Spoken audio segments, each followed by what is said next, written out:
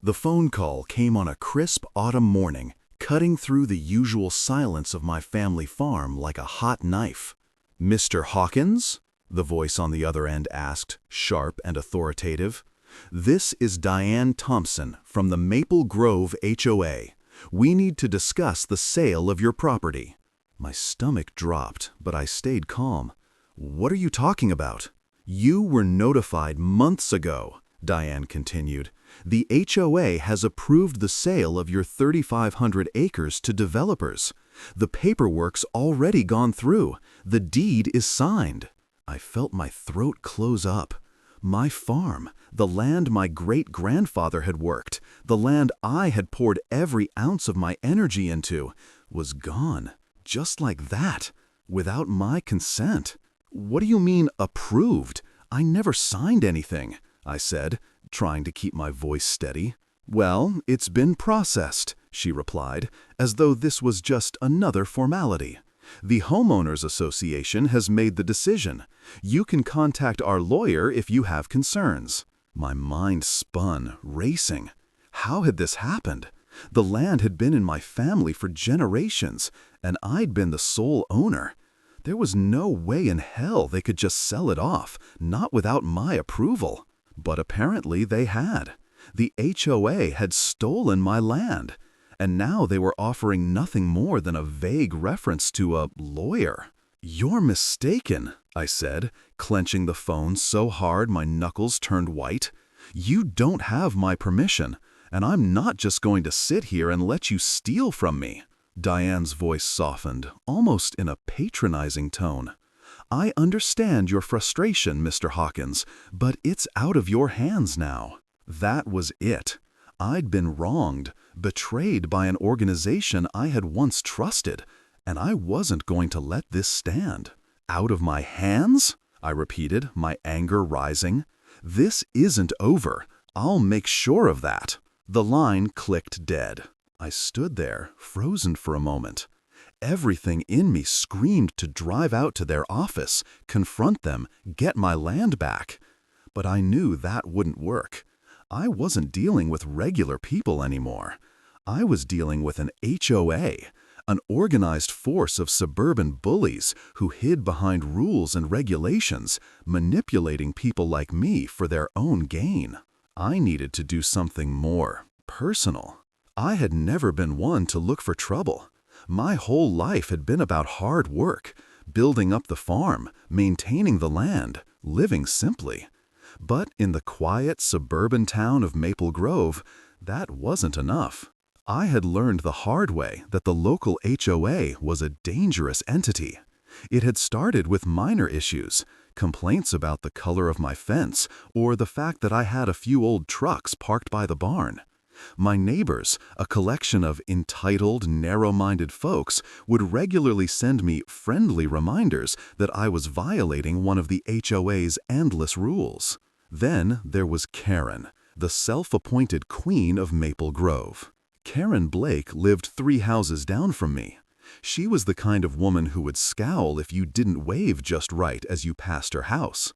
Her garden was always immaculate, perhaps a little too immaculate, like it had been crafted for a magazine cover. And her husband, Richard, was the kind of guy who wore a suit on weekends, despite never having a reason to leave the house. At first, I had tried to get along with them.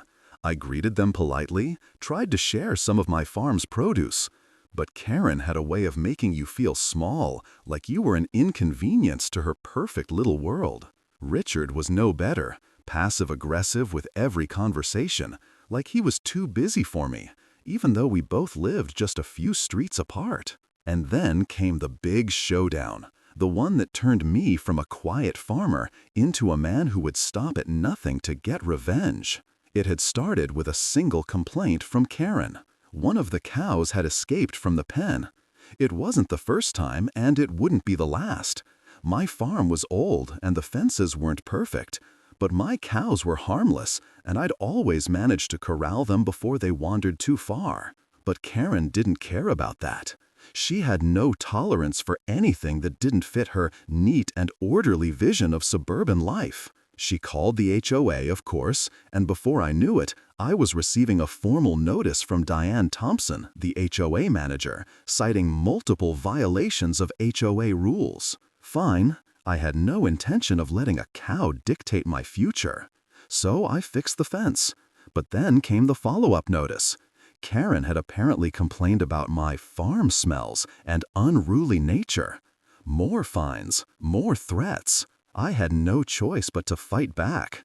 I hired a lawyer, an expensive one, but it was clear from the start that this was about more than just a few cows. This was about the HOA wanting me gone, wanting my land for their precious development projects. The developers were already salivating over the idea of transforming my property into a sterile, suburban neighborhood filled with cookie-cutter houses. The more I fought, the more the HOA seemed to pile on. It was clear they were doing everything in their power to push me out. Every complaint from Karen, every violation listed in their letters was another strike against me. The rules they held up against me weren't designed to protect anyone. They were designed to destroy anyone who didn't fit into their perfect suburban mold. The anger inside me built up to a boiling point. The more I thought about it, the more I realized that fighting the HOA legally was a losing battle. They had too much power, too many resources. But I wasn't going to let them win. Not like this. One night, as the last of the sun dipped below the horizon, I stood on the edge of my property, overlooking the sprawling fields that had been in my family for over a century. I could almost feel the ghosts of my ancestors walking beside me, their presence heavy with pride and defiance. And that's when it hit me. I didn't have to fight them on their terms. I didn't have to play their game. I could play mine. I'd spent months watching the HOA's precious neighborhood grow from nothing. A development of luxury homes, overpriced but well-marketed, right in the middle of what used to be my land. The residents were all the same, entitled, arrogant, and ignorant of the fact that they were standing on land they had no claim to. What if I could turn their own system against them? I knew that the HOA had one weakness, their precious subdivision, the very thing they thought would make them untouchable, the thing that had cost me everything. And now it was going to cost them. The following week, I couldn't stop thinking about my plan. It wasn't just about revenge. It was about reclaiming what was rightfully mine. The land had been in my family for generations, and the people who had stolen it, who thought they were untouchable behind their pristine white picket fences, needed to understand that some things were worth fighting for. The developers had already broken ground on the first houses. Construction trucks, bulldozers, and piles of dirt had taken over the once peaceful expanse of my fields. The sight made my blood boil every single time I saw it, like a knife twisting in my gut. But I had to stay focused. I couldn't let my anger blind me. The HOA had set everything in motion, but they didn't know what they were up against. I had spent the past few nights driving around the neighborhood, keeping a low profile, observing.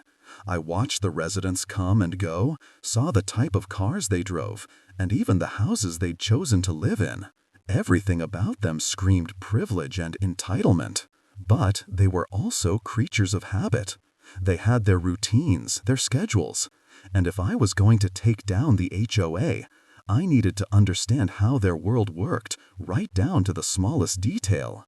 Every action I took had to be precise, calculated. This wasn't some grand act of destruction. It was a quiet, deliberate dismantling. Late one evening, I made my move. The neighborhood was still, the only sound coming from the soft hum of distant traffic. I pulled up near the entrance of the subdivision, where the HOA office was located, in one of the larger model homes, set off to the side like it was some sort of administrative fortress. The lights were dim inside, but I knew from previous drives that the security team worked in shifts.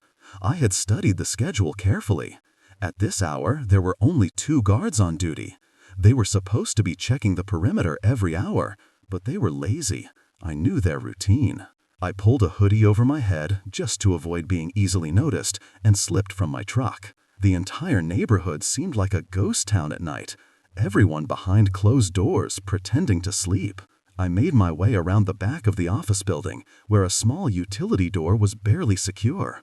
It was an oversight, one I had counted on.